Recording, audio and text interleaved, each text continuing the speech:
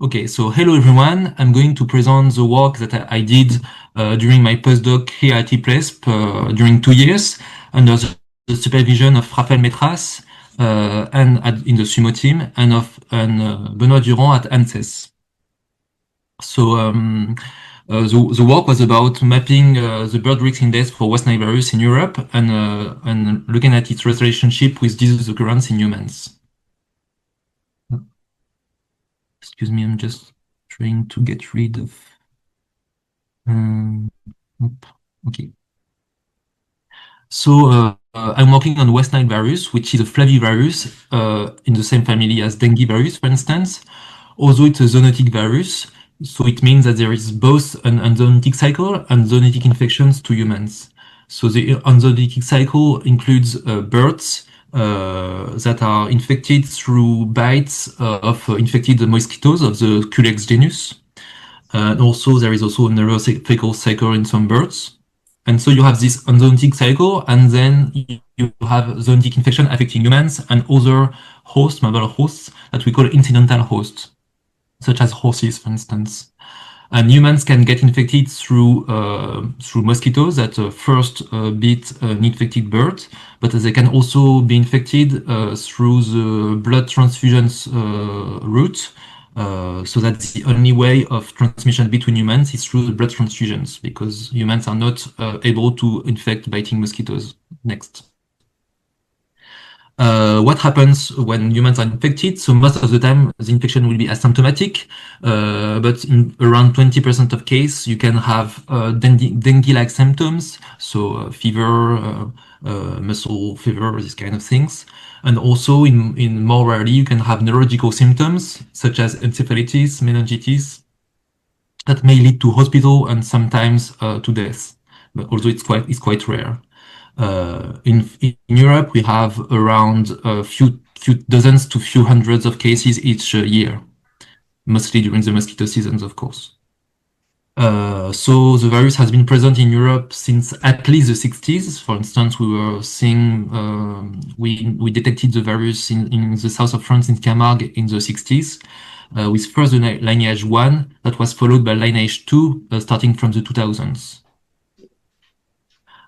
So because there is a blood transfusion risk associated with this virus, it's important to map the risk associated with this virus in Europe. And many studies did that in the past. So most of the time they use environmental and socioeconomic variables to predict the occurrence of West Nile virus human cases. And you see you have some examples of these previous studies here. Although they generally had two types of limitations.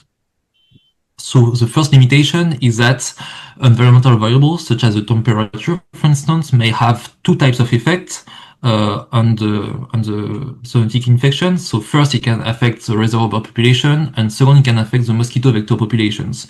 So for instance, a high temperature may be beneficial for mosquito vectors, but not for reservoir birds.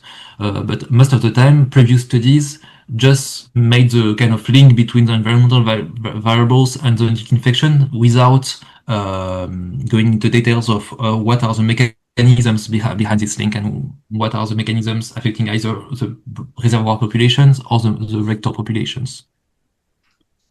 So the second type of limitations is that they generally adopted a case to reservoir approach by fitting spatial models to case notification data.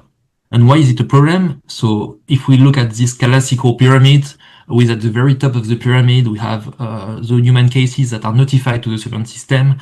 And at the very bottom, we have the ecological suitability for reservoir bird species. A lot of things can happen in between the bottom and the top. And for instance, you can have an environment that is suitable for the reservoir species, but no infection in the wild bird reservoirs. You can have infections with the virus in the wild bird reservoir, but no infections in humans subsequently. You can have infections in humans, but that are not symptomatic. And you can have symptomatic infections that are not reported to the surveillance system. So when you have models that only use case notification data to derive conclusions on the reservoir, it can be prone to all these biases. So instead here we used the reservoir to cases approach, where we first generated a reservoir map and then only then we validated it against case data, accounting for factors that may affect the route between them, accounting for underreporting. So here we had three objectives. First, find what bird species traits, so life history traits, what bird species factors were associated with higher prevalence with the virus in birds. Second, we wanted to map an index that we call the bird risk index that quantified the exposure potential of birds across Europe. And third, we wanted to validate these metrics against human cases data. So we adopted a general methodology that used several sources of data and two models that we call model 1 and model 2, but I will get more into details just now.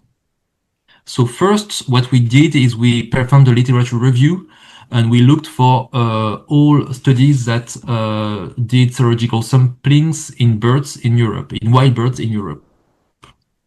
So we had inclusion criteria. We focused on a list of 150 wild bird species that are basically the species that weigh less than 50 grams. So that's mostly birds of the passerine family. Why focusing on these species is because the small and short lifespan species are are assumed to have a more substantial role in the epidemiology of West Nile in birds because they are more numerous, they are more in terms of abundance, but there is also a higher link between exposure and seroprevalence in these species. The second inclusion criterion is that we only selected species with the confirmation of positive samples by various neutralization tests. It's because there can be some cross-reactivity during serological testing with other closely related viruses. So based on these inclusion criteria, in the end we included 29 studies in the review.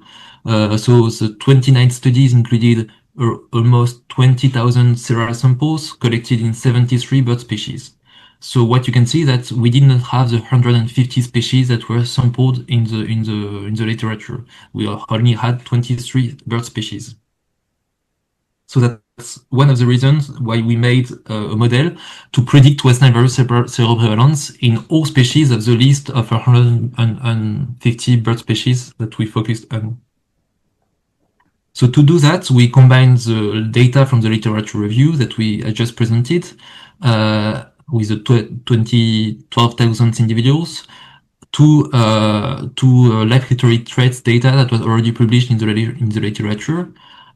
So what are life history traits? It's like factors such as the mass, the height of the nest, the migratory status for a species, etc. So that's really variables that describe how a specific species live in the environment. And so we had data on these life history traits for 150 species, and that we included as fixed effects in the model.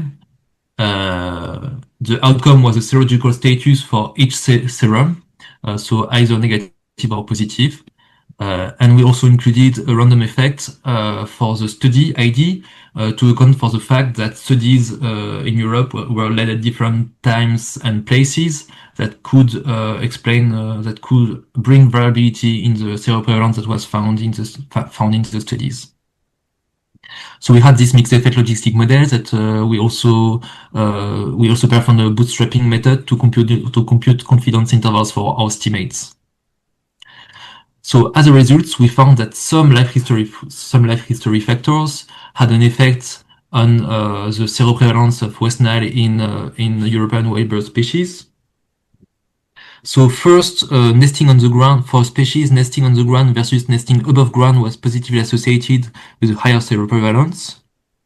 It was also the case for altricial species. So altricial species is like the picture on the left is species of birds where the chicks are born without feathers, generally blind, and very dependent on their parents. It's opposed to precocial species, for instance, chicks, you see that they can walk as soon as they are born, but that's not the case for all species. And so for artificial species, it was also a positive effect on the seroprevalence with West Nile. So that can be explained by the fact that these life history traits can be assumed to affect the exposure of birds to mosquitoes.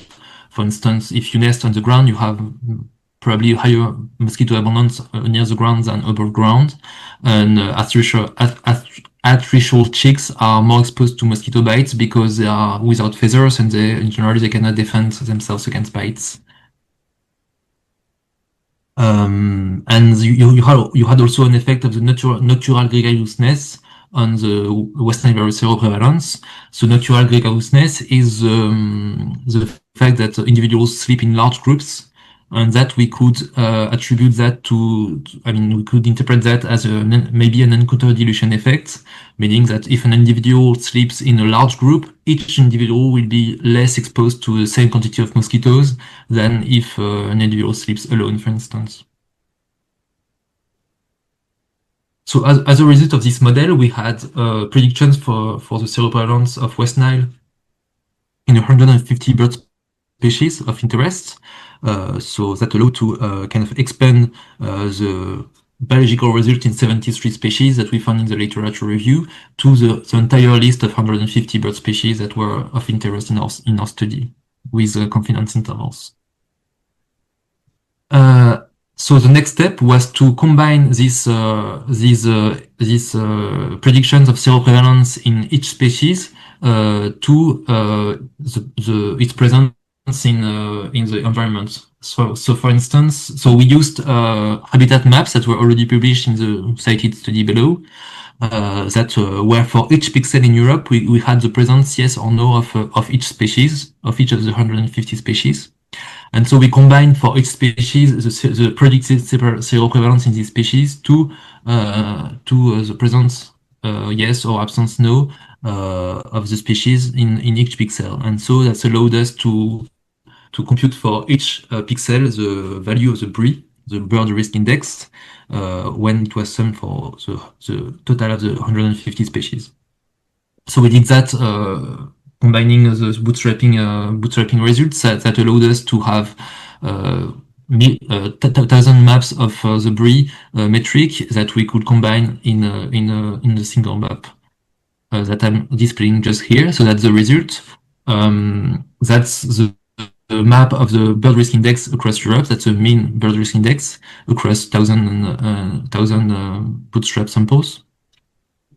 So basically how it should be interpreted is that when you have a high BRI value, it means that there is a higher potential or likelihood for West Nile virus to circulate in the bird reservoir in this pixel.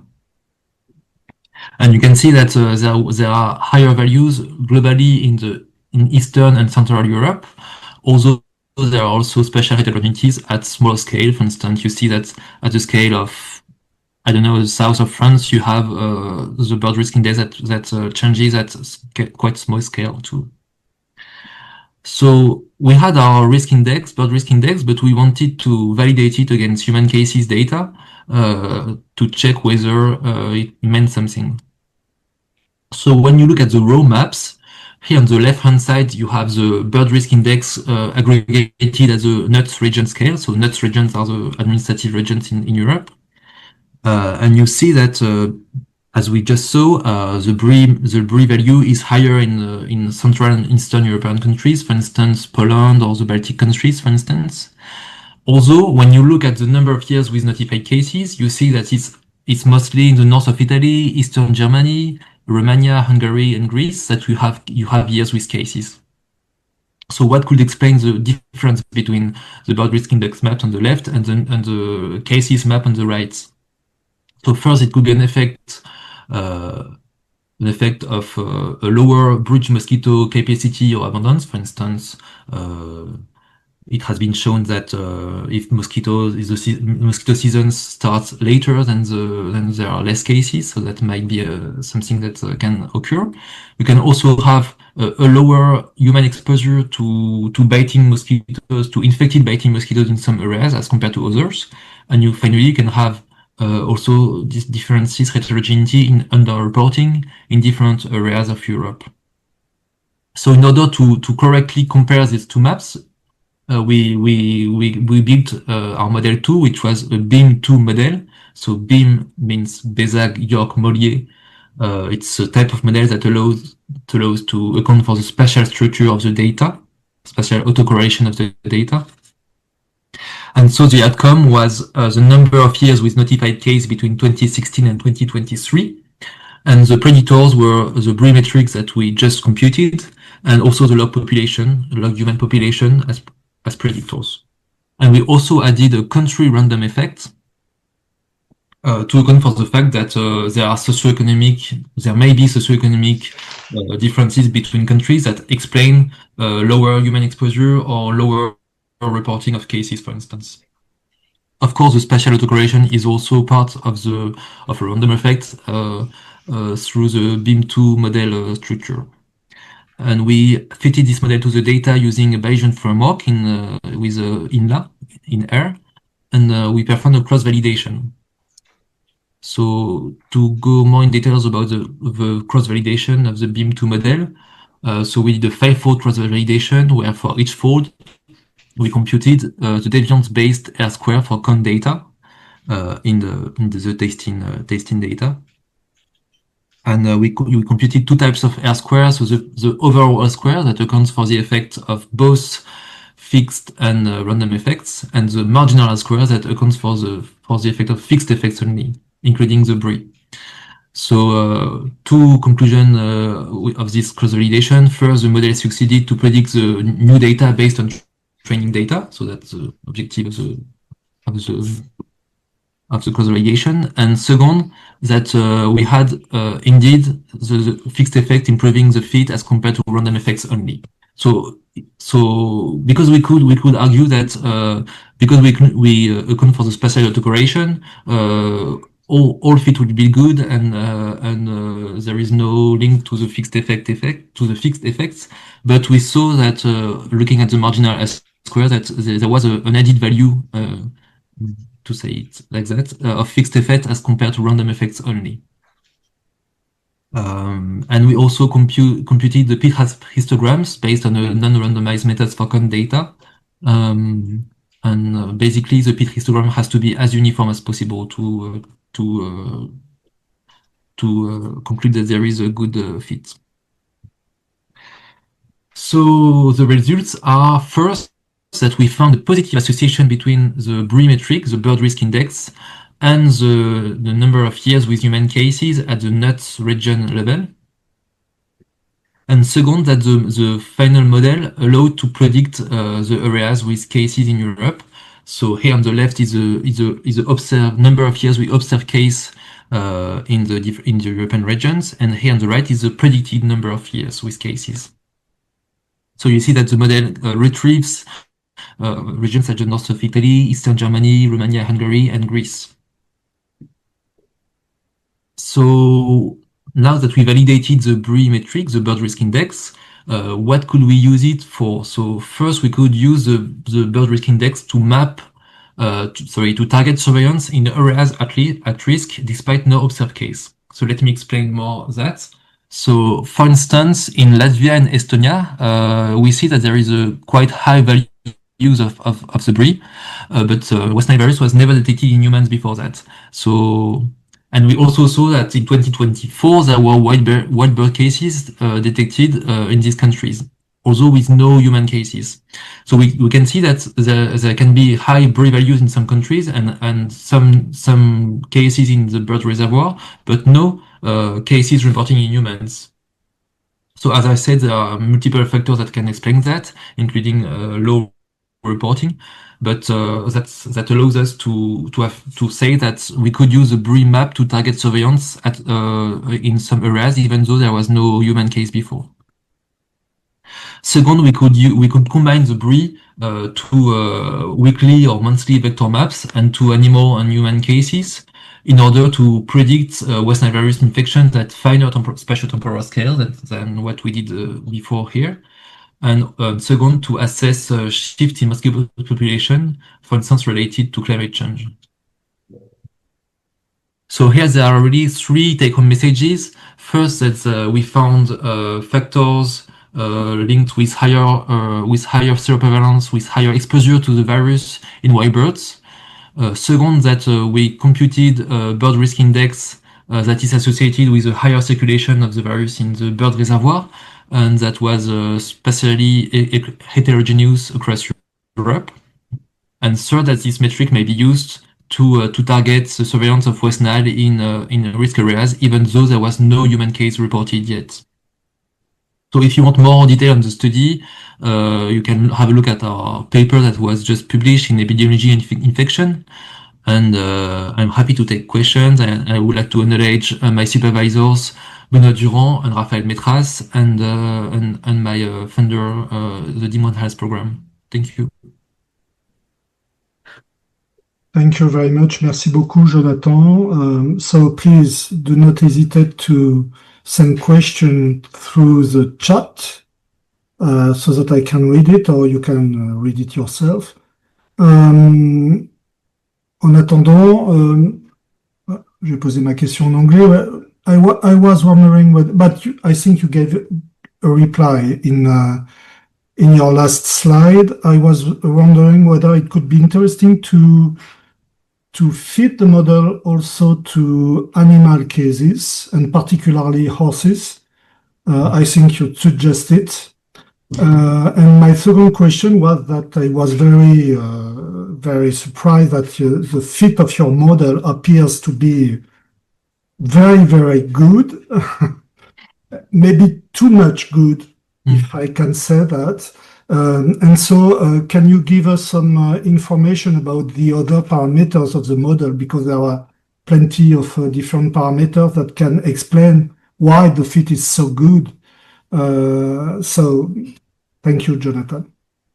So for your first question, yes, so that's the next step of my work that I'm still doing right now, is to build a model with not only the breed but also more short-term variables such as temperature, humidity, these kind of things, and to combine it in an occupancy model to human cases and to animal cases, and to have this kind of difference between human reporting and animal reporting. So that's what we are doing now. That's for the rest of my work.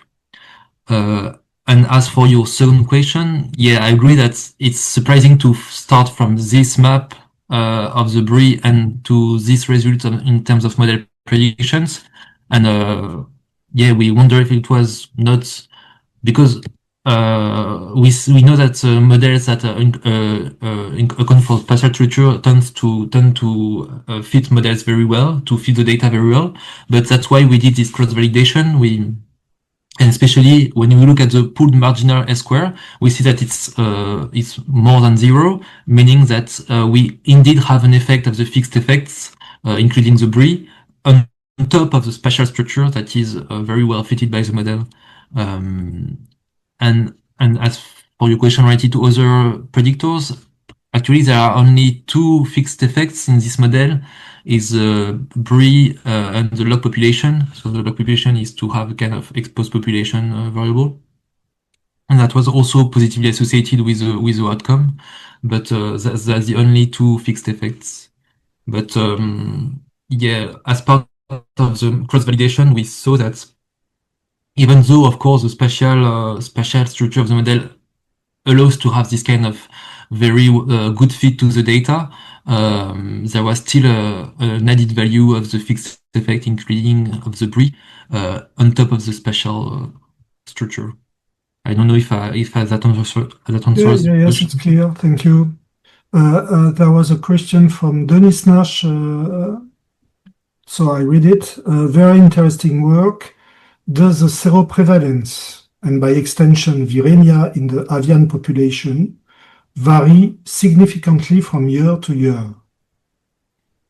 That's a good question that I don't have the answer on, because the literature data, it was really on different years, and we had this random effect in model 1 to account for the fact that it was different.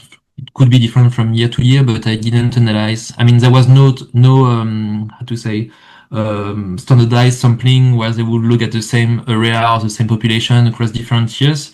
But I think I read papers where you can have heterogeneity between years related, for instance, to the climate variables. For instance, if you have a warm spring, in Italy they showed that years with a warm spring, you have more circulation of the virus because the mosquito season started earlier, for instance.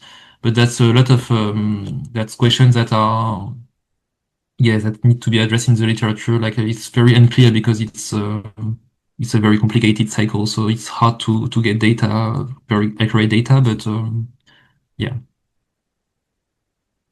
There is another question from Camille Morlingen. So very interesting. I was wondering whether you investigated zero inflated Bayesian models that can help account for the high prevalence of zero values in years with human cases. Yeah, indeed. I think yes, we tried this model, I think, and I think yes, the DIC was less good than for the regular binomial model, I think. No, no, because no, I think I tried it, but it was because the model was capped on 8, because it was only the years with cases between 2016 and 2023.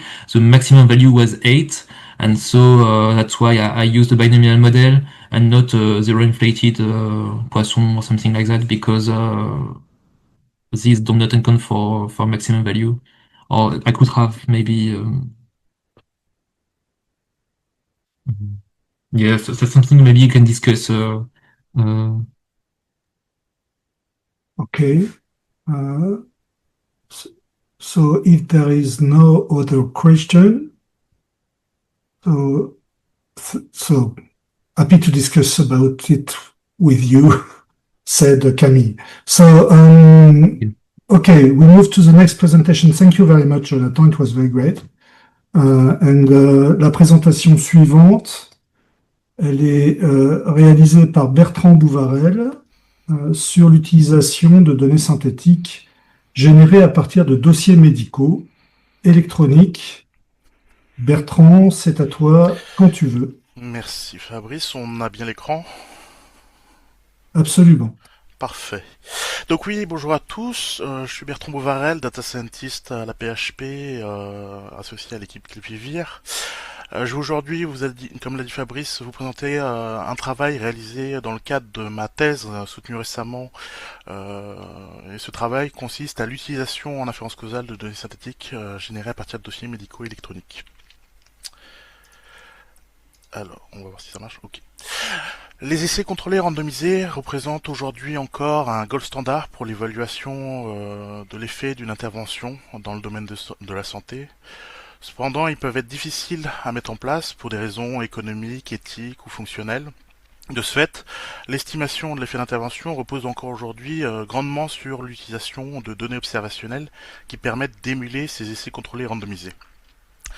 Les données observationnelles seules ne peuvent pourtant pas être utilisées directement pour l'estimation d'une intervention, notamment dû à la présence de biais d'indication correspondant au fait qu'une intervention est plus souvent prescrite chez des patients à haut risque par rapport à des patients à faible risque, ce qui est naturellement le cas dans le cas de données observationnelles, de par leur nature rétrospective, décrivant des situations médicales concrètes pour lesquelles un traitement a effectivement été prescrit s'il a été jugé nécessaire. Afin de simuler une randomisation des groupes de traitement dans ces données observationnelles, différentes méthodes statistiques ont été développées, notamment certaines utilisant le score de propension, la probabilité qu'a un patient de recevoir le traitement, afin d'homogénéiser les groupes de traitement et adresser ce biais d'indication. Ces méthodes permettent ainsi une estimation de différents types d'effets. On pourra notamment citer l'Average Treatment Effect, ATE, correspondant à l'effet moyen sur l'ensemble des patients, ou l'Average Treatment Effect Undertreated, ATT, l'effet moyen du traitement sur les patients traités uniquement.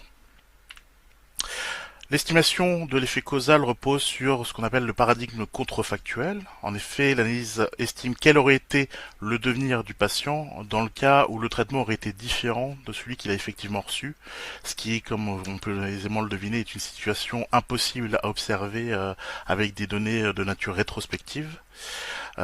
Ces méthodes statistiques ont donc pour objectif de simuler cette randomisation des groupes de traitement, mais doivent respecter certaines hypothèses, deux hypothèses importantes, avec notamment l'hypothèse d'échangeabilité conditionnelle, qui implique qu'une fois que les groupes de traitement ont été rendus comparables sur un set de covariables, alors ils deviennent comparables de la même façon qu'une randomisation des groupes de traitement telle qu'elle est faite dans les essais contrôlés randomisés.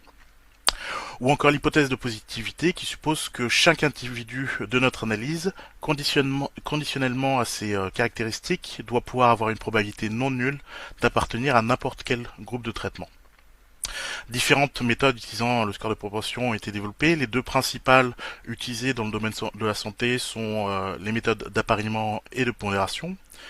La méthode d'appariement, comme son nom l'indique, relie deux individus de groupes différents afin d'homogénéiser les caractéristiques des groupes finaux, deux individus similaires ayant des scores de proportion similaires, ce qui induit une exclusion des individus en dehors de cette zone de recouvrement des scores de proportion.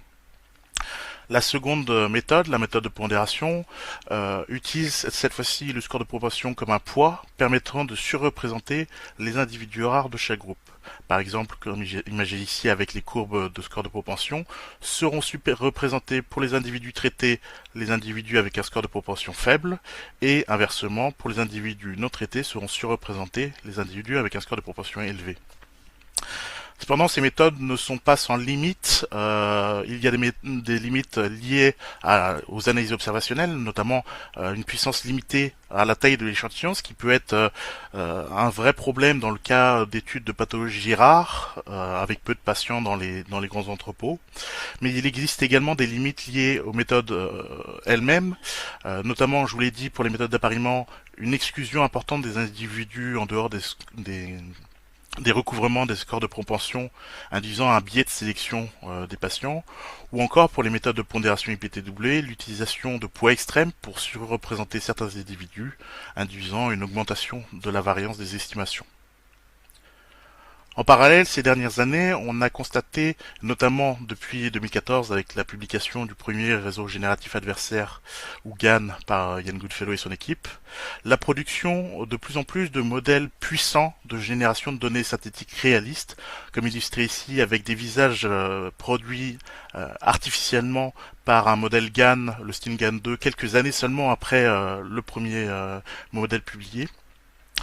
Et en plus de ces modèles puissants capables de reproduire les caractéristiques sous-jacentes des données réelles, on constate une spécialisation de certains de ces modèles à la production de données au format tabulaire, mélangeant données discrètes et continues, un format de données largement répandu dans les entrepôts de données de santé.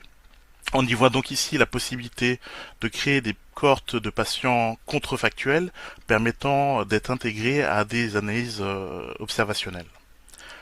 L'objectif de notre étude a donc été de produire ces pseudo-populations synthétiques dites contrefactuelles afin d'enrichir les données et les analyses observationnelles en nous concentrant dans cette étude plus spécifiquement sur les méthodes de pondération, les méthodes d'appariement ayant fait l'objet d'une autre étude précédente. L'objectif donc a été d'adresser les limites liées aux méthodes de pondération, comme je vous l'ai dit précédemment, la taille de l'échantillon, avec une amplification via l'ajout de données synthétiques, et une gestion de poids extrême. Différentes méthodes de génération de données synthétiques, donc différents modèles ont été comparés via la mise en place de simulations statistiques, et nous avons tenu également à réaliser une application de nos méthodes à un cas concret avec l'évaluation du décubitus ventral chez des patients Covid-19 en détresse respiratoire.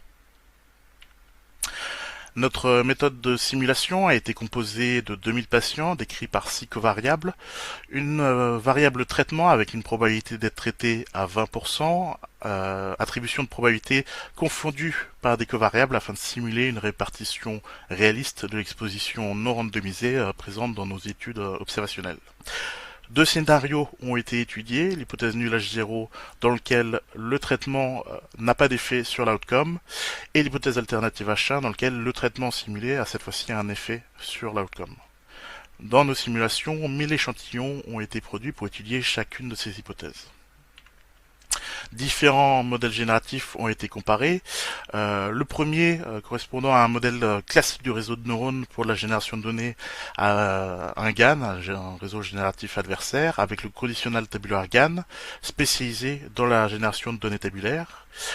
Ce modèle GAN est composé de deux réseaux de neurones, un réseau générateur permettant à partir d'un vecteur de bruit aléatoire de produire de nouvelles données synthétiques, données ensuite transmises à un second réseau de neurones dit discriminateur, qui, comme son nom l'indique, a pour but de différencier les données réelles des données synthétiques, en fonction d'à quel point il a de la facilité à réaliser cette tâche et produit un score, score retransmis au réseau générateur pour lui permettre de s'optimiser. On va avoir ainsi, au cours de l'entraînement de cette architecture, une boucle d'optimisation qui va se mettre en place entre les deux réseaux de neurones, permettant la génération de plus en plus réaliste. Le second réseau de neurones étudié est un modèle issu des Transformers, modèle plus récent, le Realistic Relational and Tabular Data Using Transformers. Je vais utiliser l'acronyme RealTabFormer pour faire plus simple, qui réalise cette génération de données en plusieurs étapes. La première, l'architecture réalise un pré-traitement transformant la donnée de la séquence initiale en une représentation vectorielle nommée token. Pour faire très simple, c'est un dictionnaire qui sera manipulable par le modèle qui suit. Dans le cas de nos données tabulaires, il transforme chaque ligne de notre tableau en un vecteur de token, transformant les données continues en données discrètes. Ces données transformées sont ensuite transmises à un modèle autorégressif nommé GPT-2, je pense que vous connaissez tous les modèles GPT, composé de 6 couches de multilayer perceptron et de 12 couches d'auto-attention. Ces couches d'auto-attention permettent de créer une représentation du contexte du token à générer en regardant l'ensemble des autres tokens.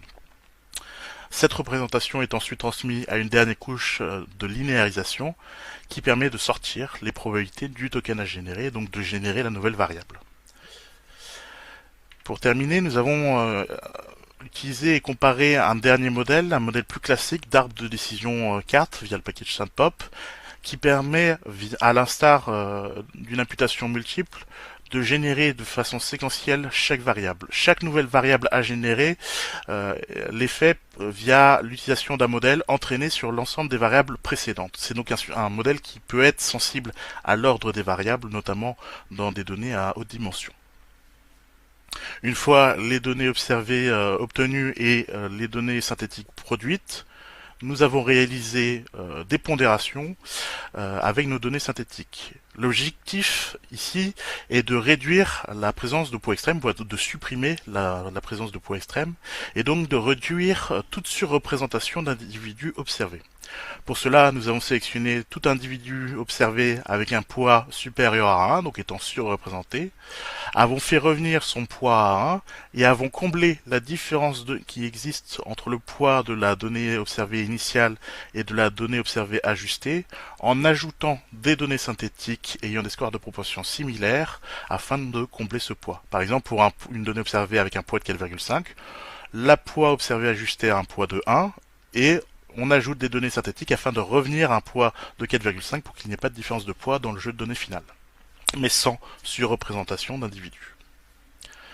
Nous avons réalisé cette méthode de pondération avec, comme vous pouvez le constater ici, la méthode classique IPTW utilisant données observées seules avec poids extrême et les méthodes utilisant des données synthétiques issues du GAN, du Transformers et du CART.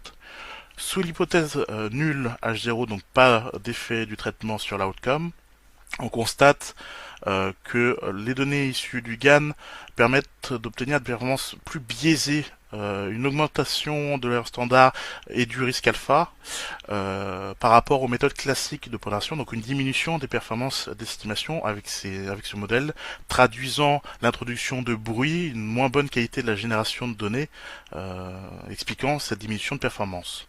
En revanche, on constate pour les méthodes utilisant des données issues du Transformers et du CART, des performances similaires, voire un biais inférieur avec la méthode Transformers sous hypothèse nulle par rapport aux méthodes classiques de pondération.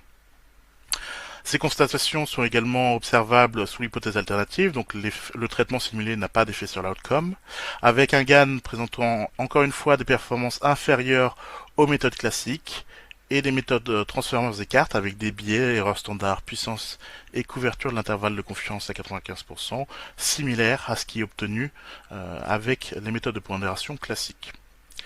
À noter que nous avons également souhaité observer et comparer l'utilisation de nos méthodes pour la gestion des poids extrêmes à d'autres méthodes classiques de gestion de poids extrêmes, notamment des méthodes de stabilisation et des méthodes de capping. Pour un léger rappel, la méthode de stabilisation utilise des poids, comme son nom l'indique, des poids stabilisés qui permettent de respecter la prévalence réelle du traitement dans nos données observées.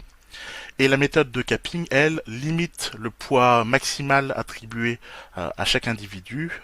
On limite, on plafonne au 95e percentile. Ce qui induit forcément un biais de manipulation via une modification arbitraire des poids avec des problématiques de valeur seuil. Mais comme nous pouvons le constater ici, on obtient avec nos données synthétiques des performances relativement similaires, voire supérieures aux méthodes classiques de gestion de poids extrême, avec notamment un biais inférieur sous l'hypothèse nulle par rapport aux méthodes de stabilisation et de capping, de même qu'une erreur standard par rapport à la stabilisation, des performances similaires sous l'hypothèse alternative, avec encore une fois un biais moins important, une erreur standard inférieure par rapport à la méthode de stabilisation et une couverture de l'intervalle de confiance légèrement supérieure.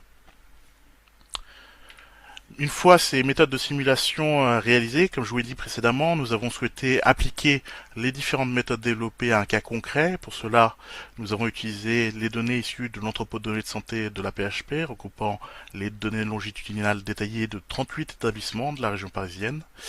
Ont été sélectionnés des patients diagnostiqués avec un Covid-19 par test PCR entre mars et décembre 2020, correspondant aux 2 premières vagues Covid, avant la mise en place de vaccins.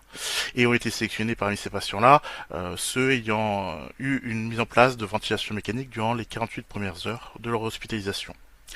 A été étudiée la mise en place d'un positionnement en décubitus ventral précoce, c'est-à-dire en mise en place alternée sur le ventre du patient durant les 48 premières heures, et l'effet de cette intervention sur la mortalité à 28 jours. À noter qu'un suivi de patient a été initié au 3e jour d'hospitalisation afin d'adresser tout biais d'immortalité.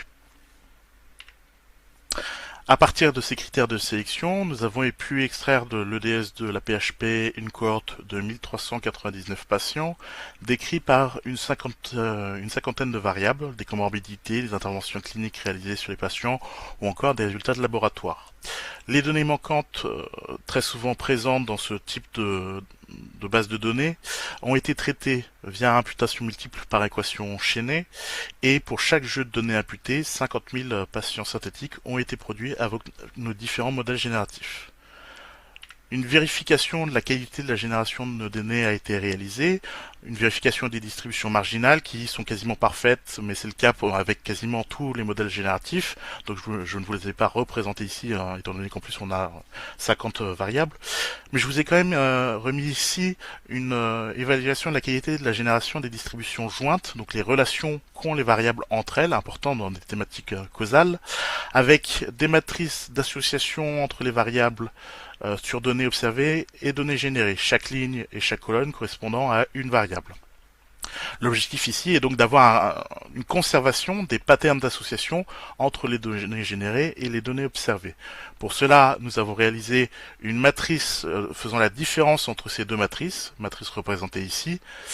Plus la matrice est claire, plus elle indique une bonne conservation des relations qu'ont les variables entre elles, et inversement, plus elle est foncée, moins la qualité de la génération des données est bonne. Nous avons réalisé cette matrice de différence avec des données issues des différents modèles génératifs. C'est légèrement compliqué de le visualiser sur ce genre de support. Nous sommes en train de travailler peut-être pour avoir une version quantitative.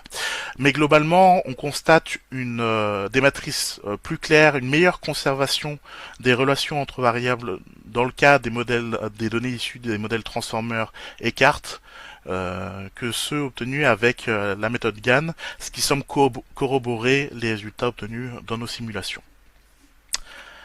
Une fois les données observées extraites et les données générées produites, nous avons réalisé notre pondération avec, comme on peut le voir ici, une représentation avant pondération en rouge, après pondération dans les autres couleurs.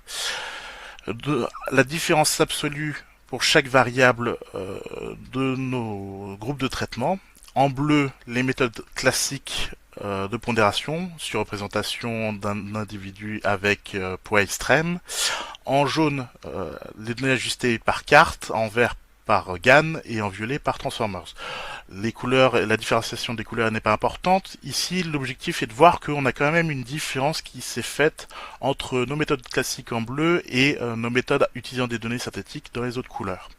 Cette différence peut être expliquée par le fait que, contrairement à la pondération classique qui surreprésente un individu unique, on, cette fois-ci, avec l'utilisation de données synthétiques, ajoute des individus similaires, mais non identiques, similaires par rapport au score de propension. Ce qui fait que certaines variables peuvent changer, certaines valeurs peuvent changer, ce qui pourrait expliquer cette différence après pondération entre les groupes de traitement. Il faut cependant quand même noter que l'ensemble de ces différences est inférieur à 0,05. On est donc dans une limite quand même très satisfaisante pour de la pondération. Enfin, nous avons estimé, une fois nos données pondérées, l'effet du décuplage ventral sur la mortalité à 28 jours avec l'ensemble des méthodes. Et comme nous pouvons le constater ici, on trouve, que ce soit avec l'IPTW classique ou les méthodes utilisant des données synthétiques, on trouve un effet significatif négatif de la mise en place du décuplage ventral sur la mortalité à 28 jours. C'est un résultat qui nous paraît très contre-intuitif avec ce qui est des retours qu'on a eu de réanimation ou même de résultats obtenus avec d'autres analyses observationnelles sur cette thématique du décuplage ventral chez les patients Covid-19 qui soit trouvent un léger effet positif, soit pas d'effet significatif. Cette différence de résultat, on peut sûrement l'expliquer grâce à la présence de grâce à cause de la présence de facteurs de confusion résiduels, certaines variables importantes manquant dans la base de données de la PHP, notamment des facteurs de gravité comme le rapport P sur F, non inclus dans cette étude et pouvant expliquer cette différence de résultat par rapport à d'autres études. Pour conclure sur cette étude, elle nous a permis d'explorer l'utilisation de données synthétiques générées par de gros modèles génératifs, appliquées à des thématiques causales et plus particulièrement dans cette étude à des méthodes de pondération IPTW afin d'adresser les différentes limites de cette méthode, notamment les tailles d'échantillons et la gestion de poids extrême. Et elle nous a permis de montrer qu'il était possible d'obtenir des performances similaires aux méthodes classiques, notamment avec les données issues du Transformers et du CART. Cependant, certaines limites subsistent à la fin de cette étude.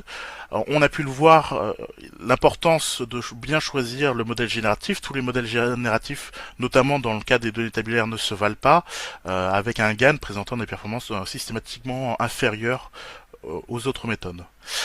L'autre limite importante de cette étude correspond au protocole utilisé pour nos simulations. En effet, l'objectif initial de cette étude se voulait méthodologique exploratoire. De ce fait, les simulations réalisées ne mettent pas vraiment en difficulté les méthodes classiques, qui s'en sortent très bien toutes seules, et donc ne permettent pas de mettre en évidence une supériorité de l'utilisation des données synthétiques dans le cas où les méthodes classiques auraient été mises en difficulté. L'objectif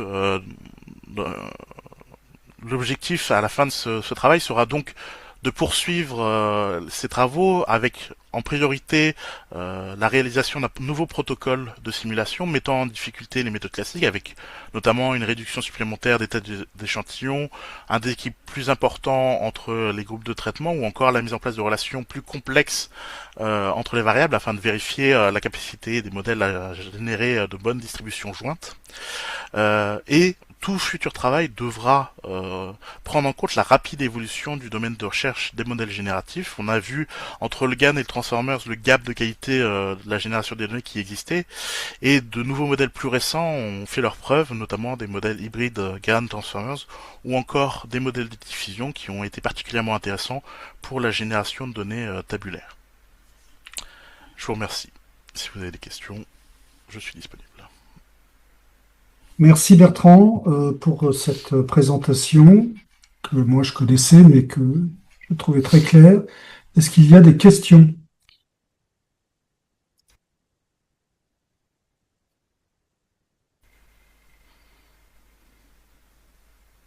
Donc, je suis un peu jugé parti, donc c'est un peu délicat de poser des questions de mon côté, mais voilà.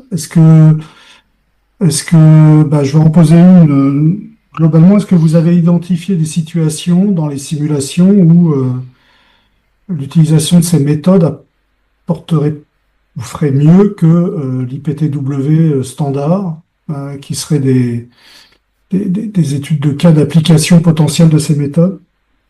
Alors, c'est les limites en effet que j'évoquais.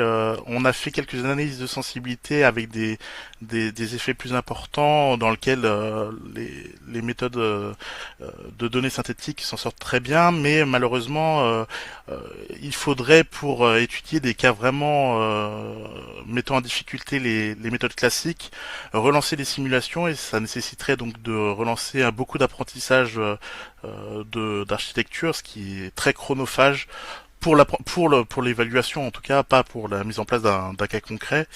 Ce qui fait que à l'heure actuelle, non, on n'a pas étudié, mais on sait que avec différentes études récentes, on a montré qu'il était possible d'avoir des modèles génératifs très performants avec relativement peu de données utilisées lors de l'entraînement.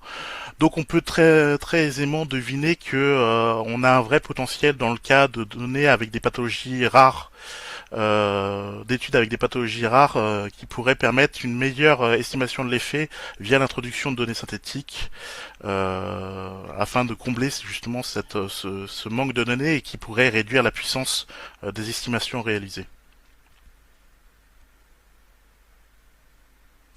Pas de questions sur le chat.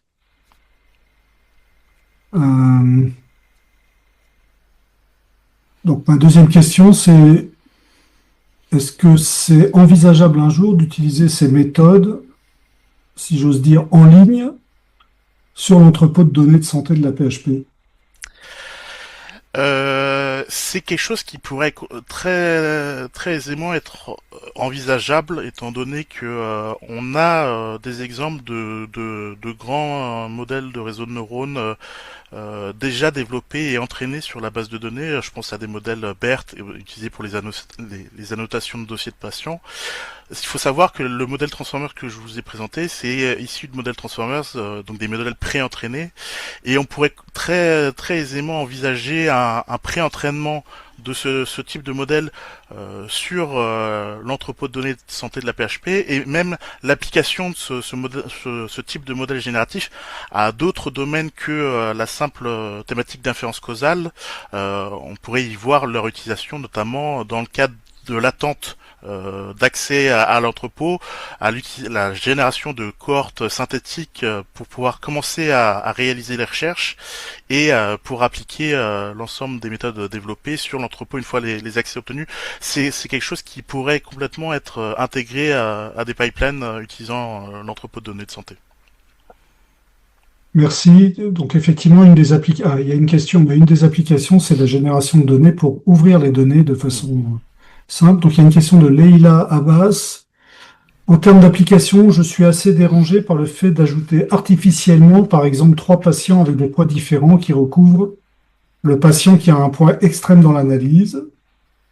Quel va être l'impact de cela sur l'interprétation clinique? Ou est-ce que ça ne change finalement rien sur l'interprétation de notre ratio qu'on obtient à la fin? Étant donné les individus synthétiques qu'on ajoute ont un score de proportion très proche. Là, j'ai été très restrictif dans les pondérations que j'ai réalisées. Les individus synthétiques qui sont ajoutés pour réduire le poids de la donnée observée ont des scores de proportion très similaires à la donnée observée. Donc, on est sur quand même des données qui se rapprochent très fortement de l'individu observé.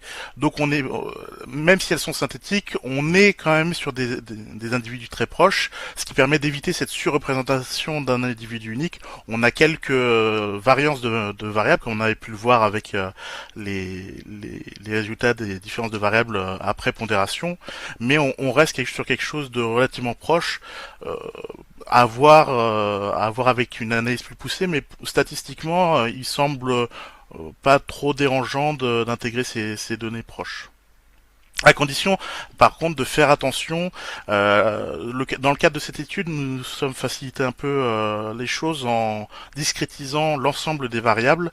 Il faudra faire attention au bon respect, parce que le modèle génératif génère des données en respectant les distributions, mais attention aux valeurs aberrantes qu'il peut produire. C'est un travail que l'expérimentateur devra réaliser afin d'éviter, bien sûr, que des patients impossibles soient utilisés dans les analyses.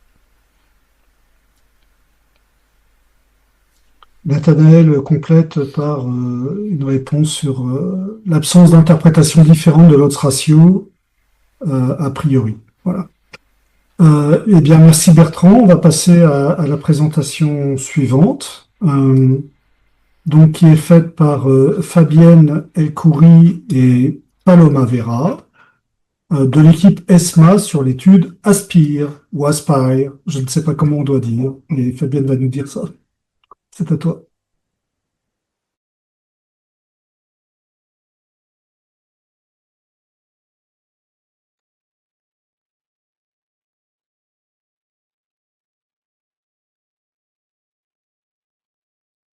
Vous m'entendez? Là, oui. Mais j'ai pas perdu le partage. Attendez. Et vous voyez en plein Bon. écran? Ouais, c'est bon. Super. Merci. Effectivement, ça se dit Aspire, et c'est pour accès aux soins, santé et prostitution.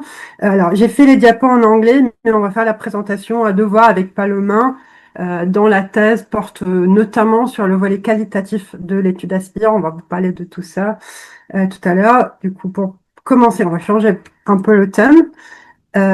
On va parler sur la santé des personnes en situation de prostitution et des personnes qui ont été en prostitution. Alors, en fait, on a plusieurs études sur ça, mais c'est souvent les études qui parlent de cette population parlent surtout de risques infectieux. On sait que ces personnes-là n'ont pas généralement une bonne santé, notamment une santé mentale, mais encore une fois, on a souvent des données sur le risque infectieux. Et je pense que c'est partie du contexte où on a un peu appliqué certains cadres qui font pour la réduction de risque et le risque d'infection, notamment sur le VIH. On a appliqué des populations HSH directement chez les personnes en prostitution, voire même les questionnaires, même les études. Il y a des études où on a utilisé même les mêmes questionnaires. Or, on a beaucoup de spécificités chez cette population qu'on a un peu moins chez les personnes HSH, notamment le vécu et l'expérience de violence. Alors, il y a quand même des études qui vont parler de certains types de violences, par exemple les violences policières, qui est quand même un enjeu très très important dans cette population. Mais les personnes en prostitution sont souvent des femmes, et on va très rarement parler ou regarder l'effet des violences, ou même juste regarder les violences dans le cadre de la prostitution ou hors de prostitution. Et voilà, c'est quelque chose à visibiliser, car effectivement, ça pourrait avoir un effet sur la santé mentale. Et pour visibiliser ces parcours et ces expériences, je voulais faire une recherche participative avec les personnes concernées et pas sur elles. Et j'ai eu la chance, j'ai bénéficié dans un premier temps d'un financement amorçage recherche participative INSARM qui a permis de se poser et de co-construire ensemble vraiment les questions de recherche. Et voilà, je vais juste rappeler un tout petit peu c'est quoi la recherche participative, même si je pense que on est nombreux et nombreuses à réaliser des recherches participatives. Mais en fait, une vraie recherche participative, ou bien on peut aussi l'appeler recherche communautaire. C'est un type d'étude où les personnes concernées, les agents et agents de terrain, les personnes qui, dans les résultats qu'on va trouver, vont les affecter directement, doivent être impliqués dans l'étude, et pas juste des quotas où on va les mettre dans le comité de pilotage. Moi, j'étais dans des comités de pilotage des recherches soi-disant participatives, et en gros, on a juste mis 3-4 personnes du terrain, et après, c'était quand même pas eux et elles qui qui décidaient ou qui avaient vraiment leur mot à dire. Alors là, on a vraiment essayé de faire différemment et voilà, par rapport à la recherche participative, j'ai travaillé avec 2 associations de terrain et une association de psychothérapeutes spécialisés en psychotrauma. Et on a fait beaucoup d'allers-retours pour co-construire ensemble la question de recherche, le protocole de recherche, mais aussi tout au long de la collecte de données et même l'analyse des données et la dissémination des résultats. C'est très compliqué, on parle pas souvent du même langage, mais il faut prendre le temps pour pouvoir quand même parler du même langage. Et c'est super, vraiment très enrichissant. Et aussi, d'habitude, quand on fait une recherche ou une étude, c'est très très dur de recruter des personnes. Alors que quand les associations vont vraiment approprier le travail, c'est leur étude à elles, ça change la donne car c'est pas juste les chercheurs et chercheuses qui vont recruter, c'est les associations et vraiment ça aide beaucoup car elles vont utiliser aussi les mots qui vont plus parler aux gens en fait, spécialement voilà des populations très vulnérables. Et juste pour dire que, par exemple, l'étude Aspire, les premiers résultats étaient publiés par les associations dans un premier temps. On a fait plusieurs colloques dans plusieurs villes en France, grand public, associatif, qui parlent avec des professionnels, et elles ont vraiment été impliquées dans les analyses et la dissémination. On va voir aussi dans la question de recherche et la co-construction. Du coup, quand j'ai fait la petite demande d'amorçage INSEAD pour avoir l'argent pour commencer cette étude, je choisis un peu un nom. Vous savez bien, c'est toujours à la dernière minute qu'il faut choisir le nom avant de faire la demande des financements. J'ai mis PTSM, prostitution, troubles de sommeil et santé mentale. Et en fait, en développant la question de recherche, en co-construisant ensemble l'étude. Mes questions de recherche initiale, moi, je voulais voir vraiment les troubles de sommeil, car je trouve que c'est souvent un indicateur des violences. C'est le premier symptôme des symptômes de stress post-traumatique, mais c'est pas quelque chose qu'on le regarde souvent. Encore une fois, ça peut être un bon indicateur pour repérer des violences sous-jacentes. Mais en parlant avec les personnes concernées, notamment avec des survivantes de la prostitution, et je me rappelle, il y a une femme qui m'a dit directement, oui, mais moi je m'en fous qu'on sache que j'ai des problèmes de sommeil. J'ai pas accès aux soins. On voit que j'ai l'AME et on me dit non. Du coup, on a changé la question de recherche. Et la question de recherche était vraiment co-construite avec ces personnes-là et les accompagnatrices de ces personnes-là. Et du coup, voilà, on va quand même mesurer les troubles de sommeil et la santé mentale, mais la question de recherche initiale, principale, était comment on peut mieux mesurer l'accès aux soins, comment on peut mieux mesurer les obstacles à l'accès aux soins de cette population pour améliorer leur accès aux soins. Du coup, les objectifs de notre étude, c'était dans un premier temps créer un outil simple pour identifier les obstacles à l'accès aux soins et les besoins en santé, et dans un deuxième temps, faire une enquête pour quantifier la santé, les indicateurs de santé mentale et les indicateurs d'accès aux soins et aussi les violences dans cette population. Et voilà, on a fait un travail de co-construction ensemble qui était assez long, bon, encore une fois assez enrichissant. L'idée c'était en fait, je vais switcher la diapo. Dans un premier temps, en regardant les outils qui existent, notamment pour les personnes en situation de précarité, il y avait plusieurs outils, mais il n'y avait pas un seul outil qui avait les différents besoins, même 80% des besoins que ces personnes peuvent avoir. Et l'outil, c'était destiné pour les professionnels de santé ou professionnels associatifs ou même les bénévoles qui sont en contact avec ces personnes. Du coup, on voulait un truc le plus, je vais pas dire exhaustif, mais qui peut le plus possible essayer dans un premier temps, de définir les obstacles, de les repérer, mais aussi les besoins. Du coup, on a dit, bon, on va faire notre propre outil avec des mots simples qui peuvent être compris par ces personnes et qui est traduit en plusieurs langues, car on sait bien que les personnes en situation de prostitution en France, c'est souvent des migrants et migrantes. Du coup, après une revue de la littérature qui a fait que, bon, on va faire notre propre outil, on a co-construit ensemble et dans un premier temps, on a posé des questions à des survivants de la prostitution et à des accompagnatrices en disant, en demandant qu'est-ce qu'est-ce qui fait que vous avez des obstacles aux soins et quels sont vos besoins de santé. On l'a quand même formulé d'une manière assez claire et on a fait pas mal de travail où on a récolté plein de phrases qu'elles nous ont dit et on a essayé de les lisser, de faire un outil à partir de cela. Et avec plein d'échanges et des allers-retours, à chaque fois, on compilait des phrases, on disait, est-ce que ça c'est bon, mais non, ça c'est pas clair, ça elle a pas compris, ça c'est pas très pertinent. Et après tout ce travail, on a quand même co-construit cette échelle qu'on a appelée SNOW, Symptoms, Needs, Obstacle, symptômes, besoins et obstacles, qui est donc, c'est assez large. Ça peut parler des symptômes dépressifs et ça peut parler des problèmes de conduite addictive et ça peut parler que je parle pas français. Du coup, je peux pas aller chez un médecin je parle pas français. Il y a un travail en parallèle qui essaie de regarder les caractéristiques Cranbach alpha factorielles de cet outil. Ça sera pas du tout présenté aujourd'hui, mais en plus de cet outil, comme je viens de dire, on avait une étude, on voulait faire une enquête.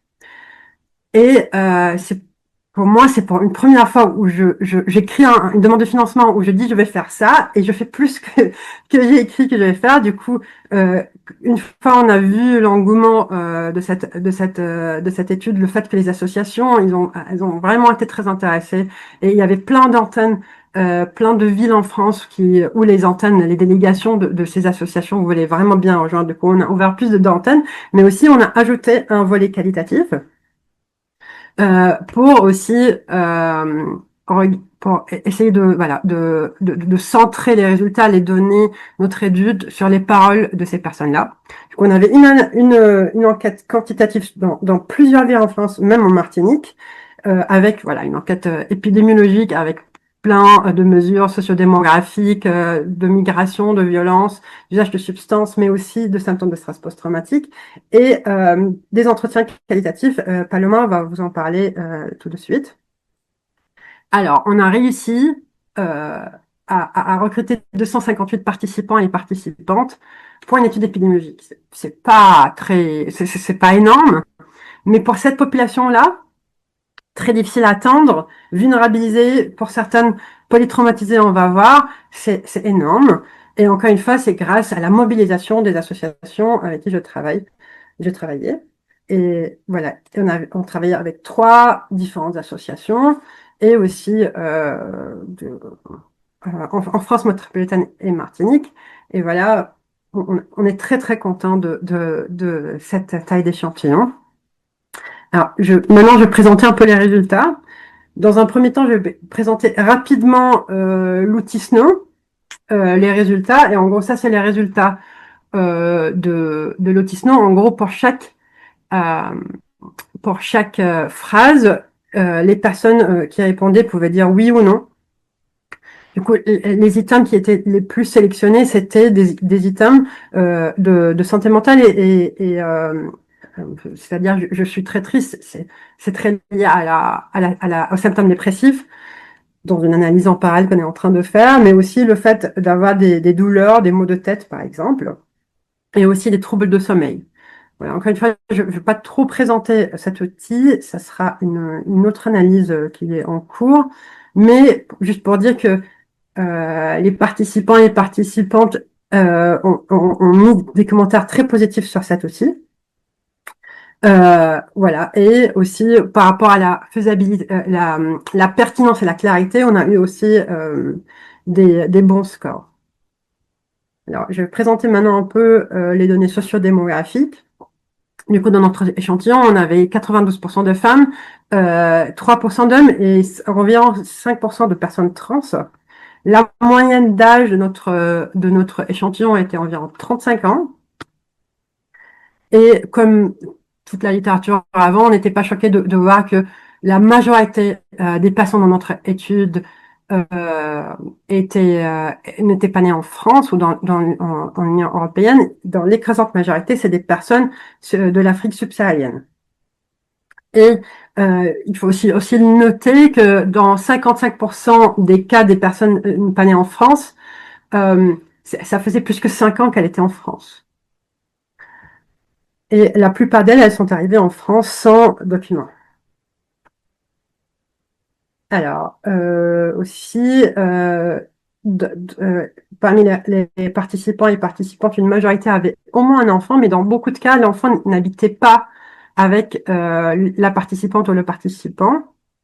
Et même aujourd'hui, même quand on a fait l'étude où il y a la majorité de ces personnes-là étaient en cours de sortie ou sortie, pardon, j'ai oublié de spécifier que j'ai travaillé avec des associations qui y accompagnent des personnes à la sortie de la prostitution. Ça, c'est très important à noter. Bien sûr, c'est pas du tout représentatif de toutes les personnes, mais c'est représentatif des personnes accompagnées pour la sortie de la prostitution, qui sont des milliers, des femmes et des hommes en France tous les ans. Voilà, du coup, 84% étaient sortis ou en cours de sortie. Mais malgré cela, et malgré le fait qu'elles étaient en moyenne plus que 5 ans en France, la plupart d'elles, elles vivaient dans des foyers ou dans des logements très précaires. Alors, on a posé des questions et il y a vraiment très, très rarement des études, car je suis en train de faire une revue systématique en même temps sur ce sujet. Il y a très peu d'études qui ont demandé des questions sur les violences sexuelles durant la prostitution et hors prostitution. Et du coup, on a posé ces questions-là, et même on a posé l'âge de la première victimisation. Et dans la majorité des cas, les personnes dans notre étude étaient victimes de violences sexuelles hors prostitution, mais aussi victimes de violences physiques hors prostitution. Et là, voilà, on a aussi laissé la place pour des commentaires et des types de violences physiques. Et dans beaucoup de cas, ça parlait des violences physiques très dures, très difficiles, et notamment durant le parcours de migration. Et je pense que Paloma vous a en parlé aussi de ça. Ouais. On a aussi posé des questions sur les violences faites par les proxénètes. Et là aussi, la majorité des personnes ont déclaré avoir subi des violences physiques et sexuelles par les proxénètes, mais aussi par les clients.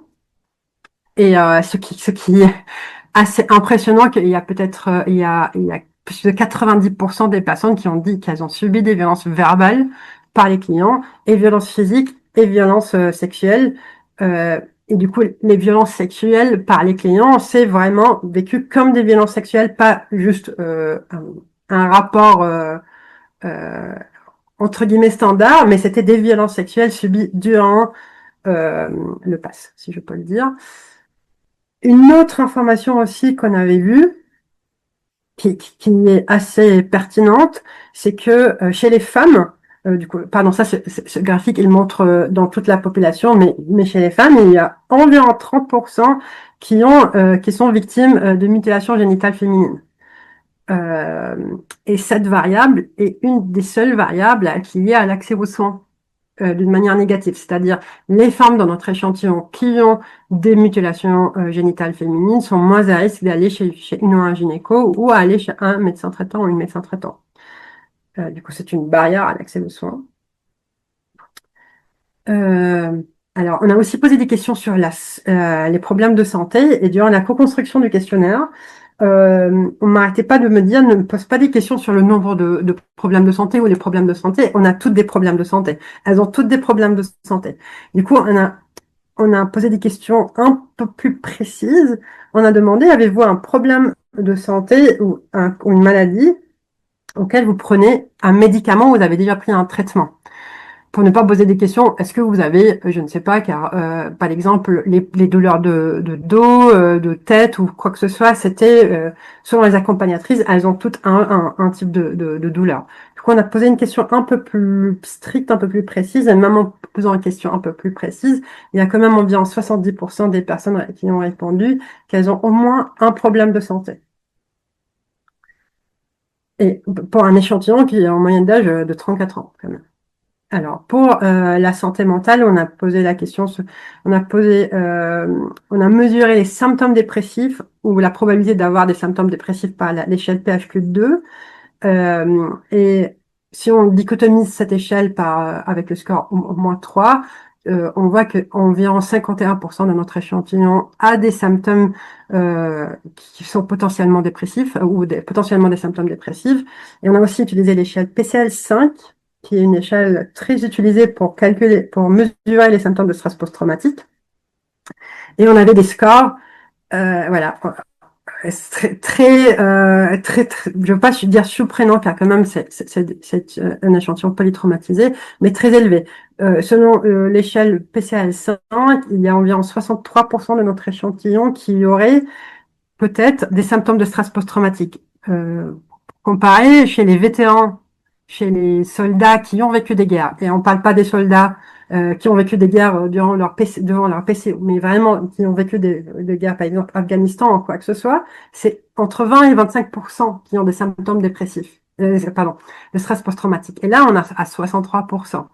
Vraiment, c'est important comme prévalence. On a fait des premières analyses où on a un peu regardé avec un modèle logistique multivarié les déterminants ou les facteurs associés à un score de PCAL5 qui est évocateur de symptômes de stress post-traumatique. Et pour le moment, les facteurs qui sortent, c'est le fait de subir des violences sexuelles hors prostitution, les violences durant la prostitution. Un des facteurs, si je peux le dire, protecteurs, ça a été le fait de vivre avec un enfant, une enfant, et aussi d'être sorti de la prostitution. Je laisse la parole à Paloma. Bonjour à toutes et tous. Donc moi c'est Paloma, je suis en première année de doctorat sous la direction de Fabienne. Donc et j'ai travaillé surtout sur le volet qualitatif. Donc je vais maintenant vous présenter quelques éléments issus de ce volet-là, recueillis à partir des entretiens semi-directifs. Donc l'objectif de ce volet était complémentaire au volet quantitatif. Nous avons donc exploré plusieurs dimensions, déjà le profil socio-démographique des participantes, leur représentation de la santé, leur perception de leur propre état de santé, que ce soit physique ou mental, l'accès aux soins et enfin aussi le rôle de l'aide communautaire dans leur parcours. Donc par rapport à la population interrogée, on a eu deux groupes. Déjà les personnes concernées, donc des femmes qui sont ou qui ont été en situation de prostitution, et aussi les accompagnateurs et accompagnatrices de ces femmes. Donc par rapport aux personnes concernées, on a rencontré 20 femmes avec une âge moyenne de 40 ans. L'origine, c'était principalement de l'Afrique subsaharienne, mais aussi de l'Amérique latine, des Caraïbes et de l'Union européenne. Par rapport à la situation administrative, il y en avait 8 en situation irrégulière, 8 avec un titre de séjour valide. Il y avait 2 demandeuses d'asile et 2 avec la nationalité française ou européenne. Et concernant la temporalité prostitutionnelle, il y en avait 4 qui étaient actuellement en situation de prostitution, une en cours de sortie et 15 qui avaient déjà quitté la prostitution. Et toutes sont accompagnées par une association. Par rapport aux accompagnateurs et accompagnatrices, il y avait 21 femmes et 4 hommes. Et par rapport au profil, il y avait des chargés d'accompagnement social, des bénévoles, des éducatrices et spécialisées, entre autres, donc des profils assez variés. Donc je vais maintenant vous présenter quelques résultats préliminaires qui font écho aux données quantitatives présentées précédemment par Fabienne. Et pour illustrer cela, je vais m'appuyer sur des verbatims, c'est-à-dire des extraits d'entretien que je vais pas lire par un souci de temps, mais qui seront présentés sur les diapositives. Donc, un premier résultat majeur concerne l'omniprésence des violences dans les trajectoires des femmes rencontrées. Donc, pour la majorité des participantes, les violences sexuelles précède l'entrée dans la prostitution. Autrement dit, la prostitution ne va pas constituer un point de départ, mais va s'inscrire dans un parcours déjà très marqué par des expériences de violence. Donc là, je vous ai mis le récit de Canel qui constitue un exemple parmi d'autres. Plusieurs participantes ont rapporté aussi des violences sexuelles, parfois au sein de la famille, comme le cas de Canel, mais également dans d'autres contextes, notamment lors du parcours migratoire. Ce qu'on a constaté aussi, c'est que pendant la prostitution, ces violences vont poursuivre et sous différentes formes. Donc, les participantes évoquent principalement des violences exercées par des clients ou des proxénètes, comme vous pouvez voir là avec le témoignage de Sabrina. Et ces violences peuvent être psychologiques, verbales, physiques et sexuelles. Puis, un autre constat majeur du volet qualitatif, c'était l'impact des violences et des parcours de vie sur la santé mentale des participantes. Les entretiens relèvent des nombreux signes de détresse psychique, souvent en lien avec des expériences liées avec des psychotraumatismes. Concrètement, nous observons plusieurs dimensions, notamment des troubles de sommeil, de l'humour et du rapport au corps, avec des difficultés à dormir, irritabilité, du stress permanent et des effets somatiques sur le corps, comme le décrit Donia. Aussi la tristesse, l'angoisse et la détresse émotionnelle, comme c'est le cas de Camilla.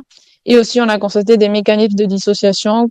Donc, certaines femmes comme Marlène rapportent des pertes de mémoire ou des ruptures dans la continuité de l'expérience vécue. En résumé, ces résultats montrent que la santé mentale est profondément affectée avec des troubles de sommeil, de l'humour, des manifestations somatiques, de la dissociation, de la tristesse et aussi de l'angoisse. Et donc, malgré des besoins en santé mentale clairement identifiés, les recours aux soins restent freinés par de nombreux obstacles. Je vous propose donc de parcourir quelques-uns. Déjà, premièrement, l'accès aux droits et aux informations est assez limité. Il est souvent difficile pour les femmes d'identifier les structures adaptées et d'entamer les démarches administratives nécessaires, comme l'ouverture des droits à l'aide médicale d'État. Deuxièmement, on a constaté aussi des refus ou des restrictions de la part des professionnels de santé. Et donc, par exemple, certaines patientes bénéficiaires de l'AME se voient refuser des consultations, comme le raconte Sandrine. Donc, elle dit que certains médecins annulaient les rendez-vous ou les dirigeaient vers d'autres structures dès qu'ils voyaient sa carte AME. Et troisièmement, aussi, il y a les barrières financières qui vont jouer un rôle majeur parce que, voilà, dans cette population, il y a une forte précarité économique. Donc, l'avancement des frais ou le remboursement partiel de certains traitements conduit parfois au renoncement de soins. Et enfin, il y a aussi d'autres obstacles qui persistent même une fois le rendez-vous obtenu, donc des barrières linguistiques et culturelles, la peur du jugement, les stigmatisations ou honte, la méfiance vis-à-vis des professionnels, et aussi la non-divulgation de la situation de prostitution ou des violences subies, ce qui va finalement limiter l'adéquation de la prise en charge. Donc, en résumé, ce volet qualitatif montre à quel point les parcours des femmes sont marqués par un continuum des violences, avec des impacts durables sur leur santé mentale et des freins multiples dans l'accès aux soins. Et voilà, si on peut juste un tout petit peu résumer tout ça, on voit bien que les personnes en prostitution qui étaient dans une situation de prostitution, qui sont accompagnées pour la sortie, c'est souvent des personnes polytraumatisées qui ont vécu plusieurs types de violences, avec une charge, avec plusieurs types de maladies, avec une santé mentale détériorée. En parallèle, on a regardé l'acceptabilité de cet outil Snow, qui peut éventuellement mesurer les obstacles et les besoins en matière d'accès aux soins de ces personnes. Ça pourrait être une bonne entrée des professionnels de santé et des professionnels associatifs pour mieux les accompagner pour un meilleur accès aux soins. On a vu que, sans grande surprise quand on regarde la littérature, que les violences sexuelles et d'autres violences subies sont liées à une santé mentale détériorée, notamment aux symptômes de stress post-traumatique, alors que le fait de vivre avec un enfant et aussi le fait d'être sorti de la prostitution par rapport à ne pas sortir ou en cours de sortie a un effet positif ou est associé d'une manière positivement, je veux dire, aux symptômes de stress post-traumatique dans notre échantillon. Mais tout ça dit que voilà, ces personnes très vulnérables, très vulnérabilisées, qui ont souvent des psychotraumas, pour ces personnes-là, il faut pas juste un accompagnement de papier comme il est déjà fait aujourd'hui, ou à des logements d'urgence. Il faut vraiment un accompagnement holistique qui prend en charge les psychotraumas. Je vous remercie pour votre attention. Merci Fabienne et Paloma. Merci, c'est vraiment, je pense, une recherche participative dans lequel le setting est l'un des plus complexes à aborder, sûrement, et bravo pour y avoir réussi, parce que je pense, voilà, c'était quand même un enjeu et un challenge de travailler, même s'il y a des associations de terrain qui sont très impliquées, de travailler sur ces sujets avec les personnes concernées. Est-ce qu'il y a des questions dans le chat? Giovanna. Alors, il y a quelques questions, je vais les lire. Giovanna, avez-vous exploré la temporalité de certains événements pour pouvoir relier à des effets de santé plus graves? Oui, alors on a systématiquement pour les violences sexuelles l'âge de la première victimisation. C'est dur de voir un effet car en fait tout s'accumule et on voit bien plus on subit des violences, plus on a une santé mentale détériorée. C'est juste par rapport à d'autres études que j'ai fait sur une population un peu plus générale ou moins polytraumatisée, où c'est très très clair pour voir ce gradient, c'est très compliqué. Il y en a très peu qui ont vécu très tardivement et très peu de violence. C'est souvent des profils. On essaye de faire, même avec des ACP, quoi que ce soit, on a essayé plusieurs choses et c'est dur, mais voilà, on a quand même l'âge à la première victimisation, mais c'est souvent des trajectoires très compliquées pour ces femmes ou ces personnes. Merci. Il y a une question de Camille Magnier-Bétamy qui concerne, à notre époque, les professionnels intervenant auprès des personnes prostituées sont-ils formés au repérage des mutilations génitales féminines? Et existe-t-il des recommandations spécifiques pour aborder ce sujet de manière non stigmatisante? Merci pour cette question, elle est très très pertinente. Alors, les deux associations avec qui j'ai travaillé, elles sont, j'aimerais bien dire, elles sont associées dans elles ont l'habitude de faire des accompagnements holistiques de santé. Non, et c'est pour cela qu'elles voulaient travailler avec moi, qu'elles voient ça, les accompagnatrices voient des problèmes de santé, mais elles sont pas formées, en fait. Du coup, grâce à cette attitude, il y a eu plein de, c'est tellement, ça fait tellement de bien de voir ça. Il y a eu tellement de différentes initiatives, même de demande de financement à des ARS pour faire ces formations, mais en fait, ce qu'elles veulent vraiment, c'est pas, elles peuvent pas faire beaucoup de choses en même temps, notamment aujourd'hui, les associations, elles sont sous-financées, mais ce qu'elles essayent de faire, c'est mieux orienter. Et une des recommandations, effectivement, de notre étude qui était bien précisée dans le rapport, c'est que les mutilations génitales féminines seraient un obstacle à l'accès aux soins, et il faut, dans chaque antenne ou pour les accompagnants et accompagnantes de ces personnes-là, avoir une personne spécialisée qui va parler d'une manière déstigmatisée, voire même ce qui marche aussi très très bien, c'est les groupes de parole où voilà, elles se rendent compte qu'elles sont pas seules et elles vont partager un peu d'une manière non mixte voilà leur vécu. Du coup, voilà, une des recommandations de notre étude, c'était de mieux regarder ça et mieux, on peut pas être toutes et tous experts ou spécialisés, mais au moins avoir une spécialiste dans notre carnet d'adresses à qui on peut recommander la victime, la personne qui a vécu ça. Il y a une question d'Inès Bellalem. Avez-vous pris en compte les conditions d'arrivée en France, souvent très difficiles, dans votre modèle en lien avec le stress post-traumatique? Alors, je pense que j'ai testé ça, mais ça n'a pas beaucoup, ça n'a pas, c'est pas sorti, mais effectivement, on a testé ça juste pour dire que je ne sais plus le pourcentage, mais une bonne partie des femmes qui ont fait des parcours migratoires compliquées, elles ont subi des violences sexuelles durant le parcours migratoire. C'est une question qu'on a posée. Et pour moi, c'est pas juste les conditions d'arrivée, même si, bien sûr, mais c'est aussi tout ce qui est passé durant le parcours qui sort. Euh, mais voilà, non, c'est le type de papier à l'arrivée, comme elles sont majoritairement aussi sans papier, c'est pas sorti vraiment. Mais effectivement, c'est quelque chose qu'on souligne, que regardez comment elles arrivent dans des situations très très précaires. Merci. Et alors, moi, j'ai peut-être une dernière question qui était à propos de l'outil SNOW pour caractériser le besoin d'accès aux soins. Finalement, j'ai un commentaire un peu provoque, mais on a quand même l'impression que de toute façon, il y a besoin d'accès aux soins. Absolument. Mais donc, est-ce qu'il y a le même poids attribué à chaque item, puisque il y a une liste d'items, et comment on peut l'utiliser finalement pour caractériser et quantifier le besoin d'accès aux soins des personnes qui l'ont rempli?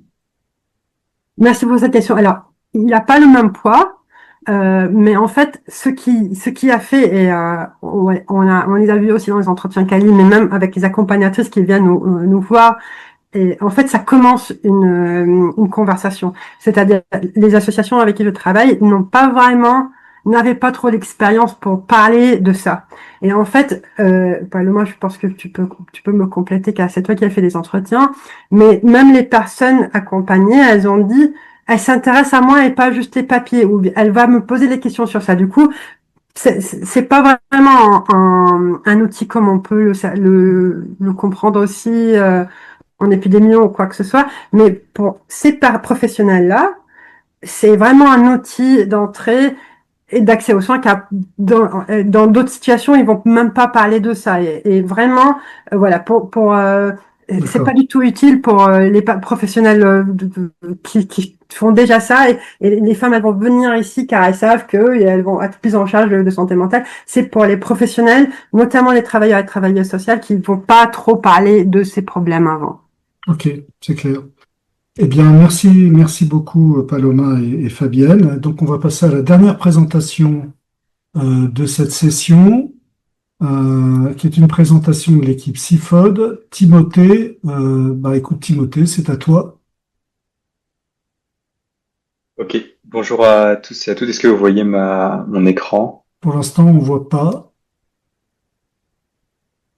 Ok, voilà, je pense que c'est bon. C'est bon. Ok. Donc, je suis Timothée Laurencher, je suis doctorant de l'équipe CIFOD et je vais vous parler d'un travail qu'on a réalisé avec en collaboration avec l'équipe Vivien, notamment sur, c'est vrai plutôt méthodologique au départ, mais une application de la découverte causale locale en épidémiologie pour l'effet direct contrôlé du diabète sur la fibrose hépatique sévère chez les patients atteints d'hépatite virale. Donc, cette présentation, on va essayer de comprendre de quoi il s'agit sur cette question-là. Donc, ça va nécessiter de définir l'effet direct contrôlé, en quoi c'est pertinent dans notre cas, de voir en quoi la découverte causale est un outil qu'on peut utiliser pour répondre à la quantification de cet effet-là. On va voir en quoi la découverte causale elle peut être localisée. C'était là qu'on a surtout travaillé d'un point de vue théorique. Et puis finalement, on va essayer de répondre à cette quantification de l'effet direct contrôlé du diabète sur la fibrose. Ce travail se base sur 2 papiers. Un préprint donc qui est l'application qui est sur medRxiv, et puis un papier qui a été accepté là juste hier, qui est le papier théorique sur lequel repose la méthode. Donc pour commencer, le contexte un petit peu de cette question, c'est qu'on a eu accès aux données de la cohorte hépataire qui recense donc à peu près 21 000 patients atteints d'hépatite virale chronique suivis depuis 2012. Et on sait que l'hépatite chronique est un facteur de morbidité hépatique et notamment de fibrose, donc qui est une rigidification du foie suite à la cicatrisation suite à des affections chroniques, notamment qu'on peut quantifier donc d'un score F0 à un score F4 qui est le score Métavir, avec F0 qui est un foie en bonne santé et puis F4 qui est un stade cirrhotique. À partir de stade F3, on considère que la fibrose est sévère. Et nous, on s'intéresse donc à l'effet du diabète sur la fibrose sévère. Donc c'est un effet qui est déjà décrit d'un point de vue biologique, mais nous, on cherche à le quantifier avec une approche causale, l'effet direct qu'on va définir juste après, donc indépendamment de toutes les autres variables dans l'hépatère du diabète sur la fibrose. Donc pour formaliser un petit peu cette question de l'effet direct, on va noter la fibrose comme une variable binaire, donc sévère versus non sévère, et puis le diabète aussi comme une variable binaire. Et l'effet direct contrôlé, c'est l'effet, donc on peut le voir un petit peu pour le définir comme un effet de laboratoire où je maintiens constante toutes les autres variables d'hépatère et j'interviens juste sur le diabète pour voir l'effet que ça a sur la fibrose. Et donc cet effet-là, on va pouvoir le formaliser en utilisant l'opérateur do, donc qui est un opérateur mathématique qui nous permet de noter une intervention. Donc il faut imaginer que quand je note do, ça signifie vraiment que j'interviens sur une variable pour la fixer à une certaine valeur dans le monde réel. Et je vais noter toutes les autres variables d'hépatère avec un V en gras comme ça. Donc finalement, comment est-ce qu'on peut noter mathématiquement cet effet direct contrôlé? Vu qu'on a des variables binaires, on peut le décrire avec un odds ratio qui va être notre estimande. Avec ici au numérateur, on voit la cote en fait de la fibrose quand on a intervenu pour fixer le diabète à 1, ok. Et au dénominateur, quand on a la cote donc de la fibrose, quand on fixe le diabète à 0. Donc, vous imaginez vraiment qu'on fait une expérience où on intervient. Et puis, on voit que dans les 2 scénarios, j'ai fixé les autres variables à exactement la même valeur. C'est en ça que l'effet direct est contrôlé. Donc, pour estimer cet effet direct, on pourrait imaginer une expérience où je fixerais en fait par une intervention toutes les variables d'hépatère. Je randomiserais le diabète. J'interviendrai donc sur un bras où j'interviendrai pour fixer le diabète à 1, et puis sur l'autre où je fixerai le diabète à 0. Et puis, on comparerait les probabilités observées en calculant notre odds ratio. Le problème, c'est qu'un tel essai, en fait, il est infaisable. Alors déjà, biologiquement, on imagine que là, pour la première intervention, il faut fixer toutes les variables. Ça imagine, il faudrait fixer par exemple le sexe, il faudrait fixer l'origine géographique de naissance. C'est des variables, ça n'a aucun sens de pouvoir intervenir dessus. Et puis deuxièmement, éthiquement, même si on avait la possibilité d'intervenir, est-ce qu'on pourrait réaliser un tel essai où on fixe le diabète à 1 chez certains patients?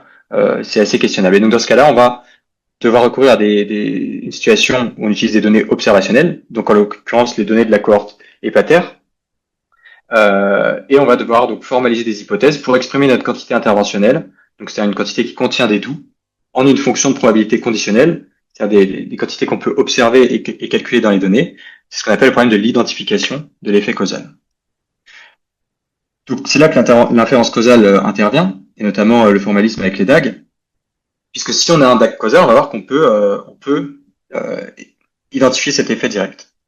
Donc le DAG causal, c'est l'acronyme donc DAG de graphe dirigé acyclique. Il est causal dans le sens où une arête donc dirigée comme ça x vers y, ça veut dire tout simplement x est une cause directe de y. C'est-à-dire que si j'interviens sur x, indépendamment de toutes les autres variables, ça a un effet sur y. Et si j'interviens sur y, ça n'a pas d'effet sur x. Ça va nous permettre d'encoder de manière relativement simple les hypothèses causales.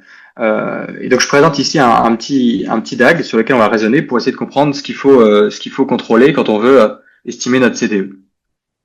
Donc en vert ici on a le diabète, en rouge la fibrose, et puis on cherche à quantifier l'effet associé juste à cette arête-là, qui est le CDE.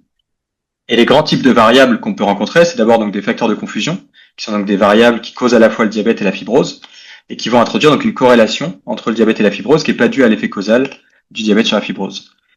Un autre type de variables qu'on peut rencontrer sont des médiateurs, ce sont des variables qui vont être sur un chemin causal entre le diabète et la fibrose, mais qui ne vont pas, qu'il faut pas tenir compte puisqu'on veut estimer l'effet direct. Par exemple, on peut avoir le cholestérol, où le diabète par exemple, causerait le cholestérol, une modification du cholestérol, qui ensuite aura un effet sur la fibrose. Nous, on veut pas tenir compte de cet effet-là, puisqu'on veut quantifier uniquement l'effet direct dans nos variables. Un autre type de variable, ça va être les colliders, qui sont donc des descendants ou des enfants communs du diabète et de la fibrose. Et cette fois, si on ajoute ces variables dans un modèle, donc si on conditionne sur cette variable-là, c'est peut-être un peu moins évident, mais on va créer un biais qu'on appelle le biais de collision ou le biais de sélection. C'est-à-dire une corrélation en fait entre le diabète et la fibrose qui est due à aucun effet causal. Donc finalement, la question qui se pose, c'est à partir d'un DAG comme ça, quel modèle on choisit? Est-ce qu'on prend un modèle par exemple non ajusté, où on va avoir donc le biais de confusion dû à C? Est-ce qu'on prend un modèle ajusté sur les facteurs de confusion, où cette fois on tient compte de l'effet métier? Est-ce qu'on ajuste sur toutes les variables? Dans ce cas-là, on risque d'ajuster sur des colliders, donc comme B. Et donc, on a un résultat qui nous dit exactement quel modèle il faut utiliser. Et ça, c'est ce qu'on a appelé l'ensemble d'ajustements valides. C'est-à-dire qu'on va faire des hypothèses qui sont causal sufficiency, qui est d'abord l'hypothèse qui dit qu'on n'a pas de facteur de confusion non mesuré. Et deuxièmement, la positivité de la distribution, c'est-à-dire qu'on a en gros, on a de la masse de probabilité sur un petit peu tous les conditionnements qu'on va considérer. Alors, on a un théorème qui nous dit que l'ensemble des causes directes de la fibrose, donc c'est-à-dire toutes les variables parentes, que je vais noter donc PA de F, vous imaginez toutes les variables en fait qui pointent vers la fibrose, sont un ensemble d'ajustements valides pour estimer ces deux. C'est-à-dire qu'en fait, la probabilité ici interventionnelle qui contient des doux, où j'intervenais sur toutes les variables, elle est égale à la probabilité conditionnelle si je conditionne sur les bonnes variables qui sont les causes directes de la fibrose. Okay, donc ça permet de réécrire notre odds ratio interventionnel, notre ratio causal, en une quantité observationnelle. Cette fois, je peux l'estimer dans les données. C'est bien juste un problème en fait là d'estimation de probabilité conditionnelle qu'on peut faire par différents modèles. Donc, pour récapituler un peu, on a vu que le CDE, c'est simple en théorie, puisque si on a une question causale, on peut en déduire un estimand, qui est ici notre odds ratio. Notre question causale, c'est le CDE, du diabète sur la fibrose. Et puis si on a le DAG de l'autre côté, on peut trouver très facilement en regardant le DAG les causes directes de l'outcome, et ensuite estimer cet effet-là. C'est juste un problème, comme j'ai dit, d'estimation de proba conditionnelle. Sauf que tout ça, c'est simple, à condition de connaître le DAG. Donc en pratique, comment est-ce qu'on peut obtenir le DAG? Donc ça peut se faire par consultation d'experts, ce qui est peut-être le mieux, par une revue de la littérature si on a pas autre chose, une littérature préférentiellement expérimentale ou causale. Et puis pourquoi pas utiliser en fait les données. Et c'est ça ce qu'on appelle la découverte causale, ça va être d'utiliser les données, inférer des propriétés de la structure causale à partir des données. Une classe de méthodes populaires, ça va être les méthodes dites constraint-based, c'est-à-dire des méthodes qui utilisent des tests d'indépendance conditionnelle, faire plein de tests d'indépendance conditionnelle dans les données, pour essayer de remonter à des propriétés de la structure causale. On va faire une hypothèse, qui est l'hypothèse qu'on appelle de faithfulness, donc de fidélité.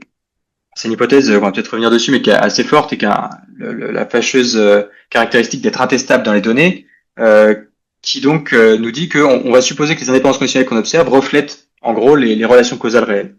Donc sous cette hypothèse-là, on peut trouver un graphe partiellement dirigé, on va montrer un exemple juste après, qui représente tous les DAG qui partagent les mêmes indépendances conditionnelles. À partir des données, je trouve les indépendances conditionnelles, et ensuite je trouve tous les DAG qui ont les mêmes indépendances conditionnelles, puisqu'en fait, il n'y a pas forcément un seul DAG qui encode les indépendances conditionnelles. Et pour ça, un algorithme populaire, c'est l'algorithme PC, pour Peter Clark, qui vous permet de trouver sous cette hypothèse-là, en théorie, ce graphe partiellement dirigé. Donc ici, on a un petit exemple, où à gauche, donc je vous représente un DAG, et puis à droite, l'output de la découverte causale, et j'ai mis en évidence les arêtes en rouge, qui sont les arêtes non dirigées. C'est en ça qu'il est partiellement dirigé.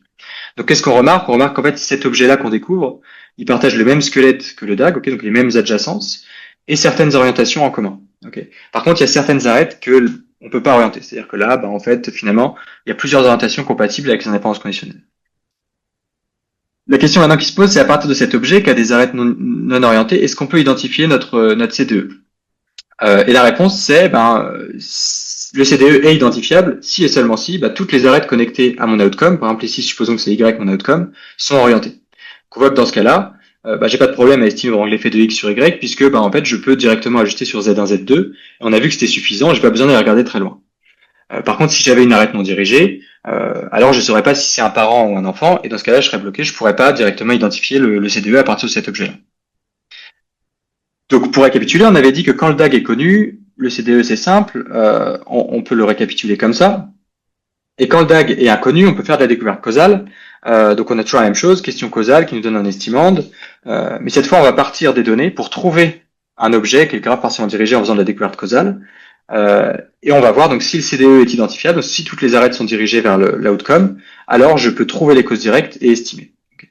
Donc ce pipeline-là, il me dit, finalement, tu peux te servir des données et dans certains cas, ça te permet d'identifier les causes directes de l'outcome. Mais un autre truc qu'on peut se dire, et c'est là que ça motive la découverte causale locale, c'est que si je reprends ce pipeline-là, finalement, je trouve tout un graphe partiellement dirigé, alors que je m'intéresse uniquement aux causes directes de l'outcome. Et cette découverte causale, elle est coûteuse. Elle fait des hypothèses qui sont globales, qui sont fortes, qui sont intestables, et elle fait énormément de tests d'indépendance conditionnelle, donc qui sont sujets à des erreurs statistiques. Et donc l'idée de ce truc-là, c'était de partir de la question causale et de se dire, mais en fait, on peut directement faire une découverte localisée qui me donne uniquement les causes directes de l'outcome.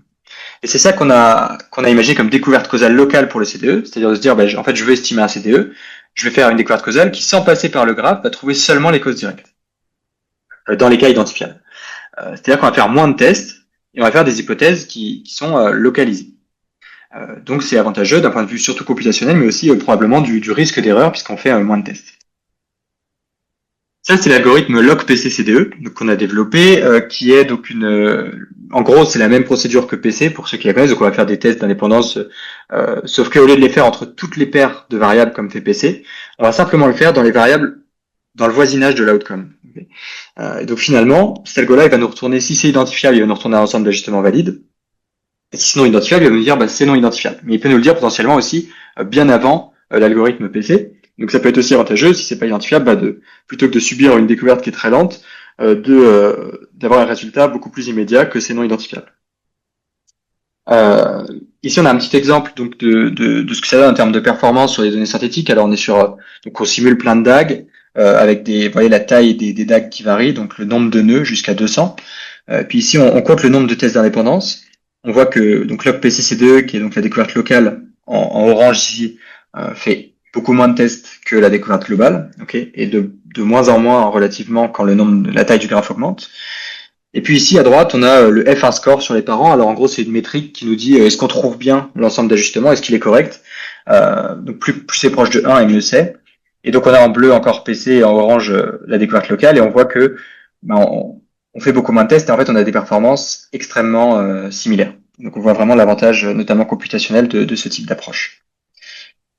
Donc finalement, après cette partie plus méthodologique, on peut rentrer un peu dans les considérations liées à l'application. Et donc, ça c'était l'algorithme un peu brut, mais en pratique, on part pas uniquement des données. Donc on part d'un constat qui est de dire, mais on a des connaissances a priori sur la structure causale. Par exemple, certaines variables n'ont pas de cause dans les données. Hein, le sexe à la naissance, l'origine géographique à la naissance sont des variables qui sont pas causées par des données, des variables mesurées dans les patterns. Donc on peut dire ça à l'algorithme et ça peut l'aider à faire des orientations, à optimiser la découverte. On a des contraintes aussi structurelles. Par exemple, on a la cirrhose qui est une variable dans la découverte. Or, la cirrhose n'est pas une cause de la fibrose par définition. Donc ce type de choses a été aussi inclus. Et puis des proxys, qui sont notamment des biomarqueurs de la fibrose, qui ont été exclus, puisque ce sont des variables qui sont quasi déterministes avec la fibrose et donc qui pouvaient perturber la découverte en violant notamment cette fameuse hypothèse de faithfulness.